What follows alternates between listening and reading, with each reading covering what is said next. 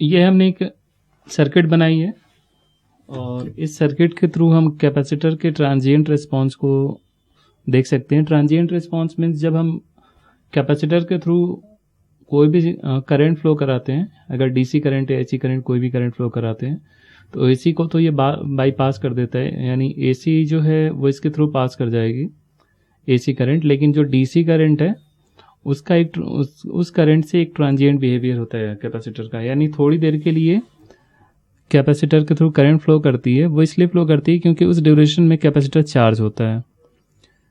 तो उसको इसमें हम डेमोन्स्ट्रेट करेंगे और इसको डेमोन्स्ट्रेट करने के लिए हमने एक सर्किट बनाई है, यहाँ पे आप देख सकते हैं। इस किट को बनाने के लिए आपको हमारी तरफ से एक मैनुअल मिलेगा, प्लस ये सारे कंपोनेंट्स मिलेंगे जो इसमें आपको दिख रहे हैं। इसके अलावा ये लेआउट मिलेगा जो आपको दिख रहा है, इसको किसी एक बोर्ड पे, कार्डबोर्ड पे या वुडन बोर्ड पे, किसी भी बोर्ड पे जिस पे हम इजीली इसको स्टिक कर सकें उस पर हमें स्टिक कर लेना है। और इसको कैसे हमें कंप्लीट करना है इसके लिए एक अलग से वीडियो हमने आपको दिया होगा, उस वीडियो में डिस्क्राइब किया गया है कि कैसे कनेक्शन करके सारे कंपोनेंट्स को हमें कंप्लीट करना है।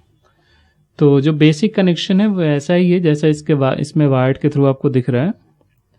और जो मैनुअल मिलेगा उसको आप चाहें तो देख सकते हैं, उसमें सारे कंपोनेंट्स होंगे और उनकी एक लिस्ट मिलेगी आपको।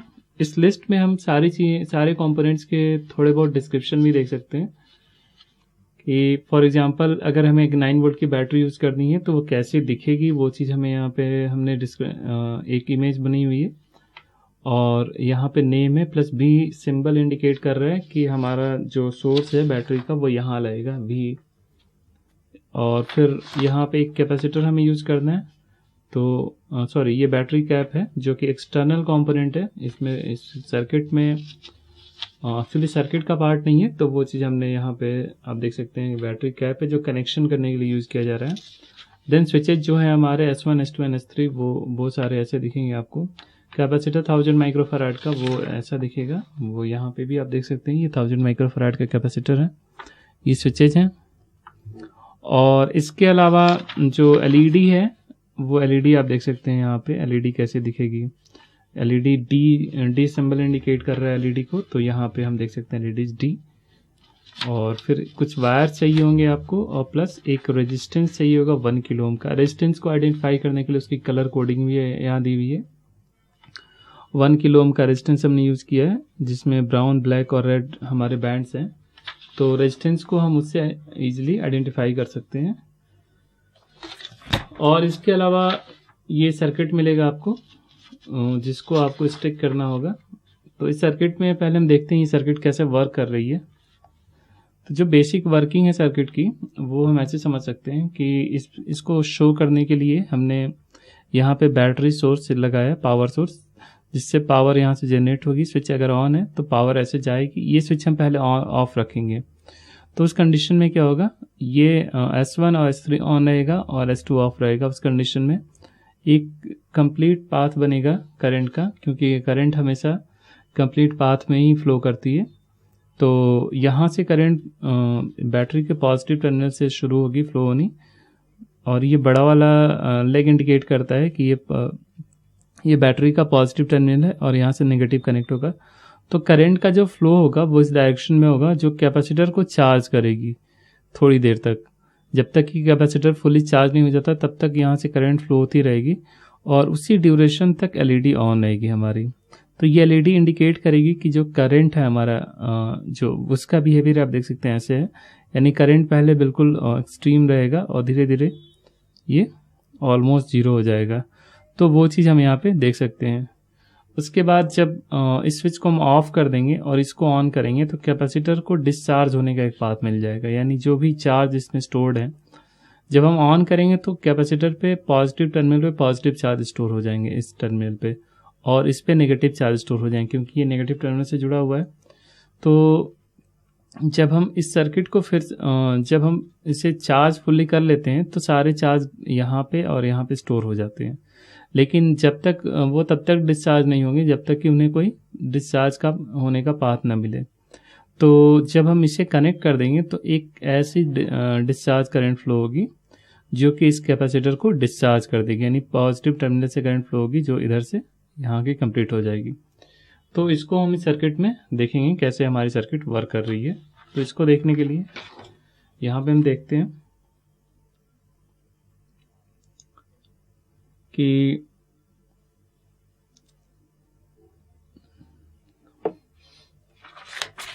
जो बैटरी है, बैटरी से स्विच लगा हुआ है और स्विच को जब हम ऑन करेंगे, पावर ऑन करेंगे, तो पावर ऑन करते ही आप देखेंगे कि एक करंट फ्लो होगी। ये एलईडी आप देख सकते हैं अभी ऑफ है करंटली, ये स्विच ऑफ है। आप देख सकते हैं एलईडी थोड़ी देर ऑन हुई फिर ऑफ हो गई। अब ये ऑन नहीं होगी एलईडी, आप देख सकते हैं, क्योंकि जो कैपेसिटर है हमारा फुल्ली चार्ज हो चुका है। अब कैपेसिटर को हमें डिस्चार्ज करना होगा, तो इसको हमने ऑफ रखा और इसको ऑन कर दिया। तो जब तक ऑन है तब तक कैपेसिटर डिस्चार्ज हो जाएगा। इसको डिस्चार्ज होने में कुछ माइक्रो सेकेंड से लगेंगे। फिर से हमने इसे ऑफ कर दिया। अब हम फिर से इसे ऑन करेंगे। आप देख सकते हैं एलईडी फिर से ऑन हुई फिर ऑफ हो गई।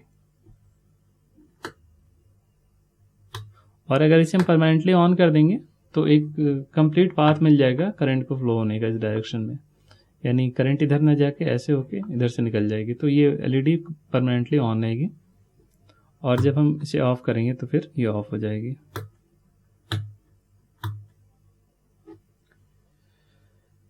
तो इसमें हमने देखा कि कैपेसिटर जो चार्ज को कैपेसिटर जिस ड्यूरेशन में चार्ज होता है उस ड्यूरेशन में भी थोड़ी देर तक करंट फ्लो होती है हमारे सर्किट में, और उसको इस सर्किट से हम इजीली समझ सकते हैं इस एलईडी के थ्रू। इसमें जो कंपोनेंट्स यूज्ड हुए हैं उसमें सबसे पहला कंपोनेंट हमारा पावर सोर्स है बैटरी, यानी बैटरी जो होती है वो पावर सप्लाई को जनरेट करने के लिए यूज़ की जाती है। यानी जब भी हमें कोई पावर सप्लाई चाहिए तो उसके लिए आप या तो बैटरी यूज़ कर सकते हैं या फिर अडॉप्टर यूज़ कर सकते हैं, यानी जो भी आपको कन्वीनियंट लगे। तो बैटरी ये हमारी ईजिली अवेलेबल हो जाती है, तो इसके लिए हमने यूज़ किया हुआ है। और इसके साथ एक स्विच है जिससे हम पावर सप्लाई को ऑन ऑफ करेंगे, आप देख सकते हैं। तो इसमें कंपोनेंट्स को आप चाहें तो चेक भी कर सकते हैं। फॉर एग्जांपल अगर हमें बैटरी को चेक करना है तो मल्टीमीटर को आप यहाँ पे 20 वोल्ट की रेंज में रखेंगे और उस कंडीशन में बैटरी को हम चेक करेंगे। तो आप देख सकते हैं 9 वोल्ट की बैटरी है, 9 वोल्ट के अराउंड वोल्टेज आ रहा है, यानी बैटरी हमारी सही है। देन ये स्विच है, स्विच का काम पावर सप्लाई को ऑन ऑफ करना होता है, यानी जब हम ऑन करते हैं तो ये दोनों पॉइंट्स आपस में कनेक्ट हो जाते हैं जिससे करंट फ्लो होती है, और ऑफ करते डिस्कनेक्ट हो जाते हैं। तो इसको चेक करने के लिए कि हमारी स्विच सही काम वर्क कर रही है कि नहीं, तो उसके लिए बैटरी ये टर्मिनल को हम यूज़ करेंगे कंटिन्यूटी पॉइंट पे, और फिर इस कंडीशन में जब दोनों पॉइंट शॉर्ट होते हैं तो बीप की आवाज़ आती है। तो उसको हम यहाँ से भी समझ सकते हैं। ये ऑफ है, आप देख सकते हैं ओ स्टैंड्स फॉर ऑफ। ये 1 हो गया, 0 और 1 के फॉर्म में वो इंडिकेट किया हुआ है। ये ऑन हो गया, तो ये स्विच हमारी सही है। देन कैपेसिटर है, कैपेसिटर का काम होता है चार्ज को स्टोर करना, यानी अभी आपने देखा कि चार्ज कैसे स्टोर होता है कैपेसिटर में।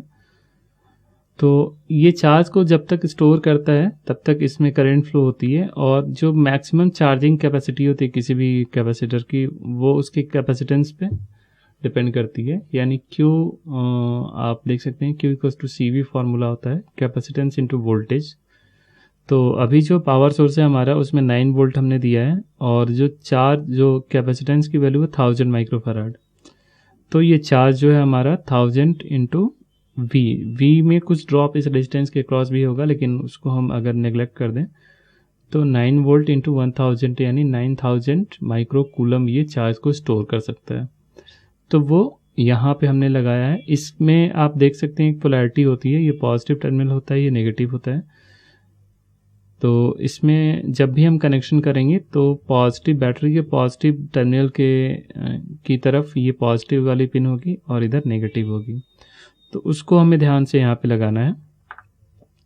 और इसके बाद हमें 1 किलो ओम का रेजिस्टेंस यूज़ किया है। रेजिस्टेंस बेसिकली यूज़ करते हैं हम एलईडी को डैमेज होने से बचाने के लिए, यानी जब भी हम पावर सप्लाई ऑन करेंगे तो हो सकता है कि आप गलती से ये दोनों स्विच ऑन कर दें, तो उस कंडीशन में 9 वोल्ट सीधे सीधे एलईडी के क्रॉस आ जाएगा अगर हमने ये रेजिस्टेंस नहीं लगाया तो। और उस कंडीशन में बहुत ज़्यादा करंट फ्लो होगी, एलईडी हमारी डैमेज हो सकती है। उसका अवॉइड करने के लिए हमने एक रेजिस्टेंस यहाँ पे लगा दिया है, 1 किलो ओम का रेजिस्टेंस है। और 1 किलो ओम के रेजिस्टेंस को चेक करने के लिए आप मल्टीमीटर को यहाँ पे आप देख सकते हैं 20 किलो ओम की रेंज में रखा है, और यहाँ से हम चेक कर लेंगे तो ऑलमोस्ट हमारा 1 किलो ओम का रेजिस्टेंस आ रहा है। तो ये हमारा रेजिस्टेंस हो गया। देन एलईडी है। एलईडी का काम बेसिकली इंडिकेशन होता है, यानी करंट का जो फ्लो होता है एलईडी में वो बड़े एनोड से कैथोड की तरफ होता है। जो बड़ा वाला होता है एनोड होता है, जो छोटा वाला कैथोड होता है। और जब भी कोई करंट एनोड से कैथोड की तरफ फ्लो करती है तो एलईडी ग्लो करती है। लेकिन करंट जो होता है, जो करंट की वैल्यू होती है वो लिमिटेड होनी चाहिए, जैसा कि मैंने पहले बताया कि इसमें इसलिए हमने एक रेजिस्टेंस लगाया। उस लिमिटेड अमाउंट तक की करंट तक, यानी आई मैक्स अगर इसकी मैक्सिमम करंट वैल्यू है तो 0 to आई मैक्स तक ये एलईडी का जो एलईडी की जो इंटेंसिटी है वो वैरी करेगी according to current flowing through LED. तो इसमें जब भी करंट हम फ्लो कराते हैं एलईडी ग्लो करती है, और इसको एज ए इंडिकेटर हम यूज़ करते हैं।